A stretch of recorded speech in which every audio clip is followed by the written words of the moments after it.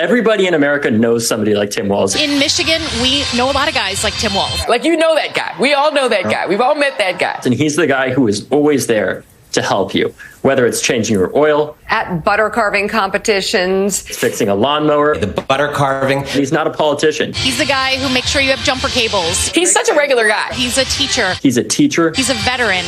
He's a veteran. He's a coach. He's a coach. He's a dad. And he's a father. Tim Walz is the dad and grandpa that Rush and Rupert stole from us. Harris and Walz actually feel like regular, normal, middle-class folks. When you see the image of Tim Walz, you're going to see him surrounded by kids. Tim Walz is who JD Vance wants to be. He is legit, authentically a Midwestern regular guy you could talk to in a hardware store.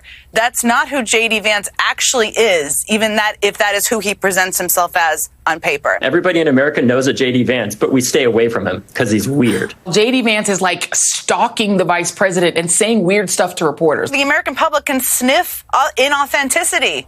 This guy is he's not authentic. He's not who he is. He can't even bring himself to say something, just say something, normal. Walking up to the vice president and Air Force Two is not a thing, dude. That is not a thing that normal people do. He is just not authentically who he presents himself to be at all. JD Vance, who bungles easy questions about what makes you smile, and he couldn't even come up with something that made him sound like an authentic human being. You need to have a natural, authentic connection with your running mate, and there just isn't one there at all.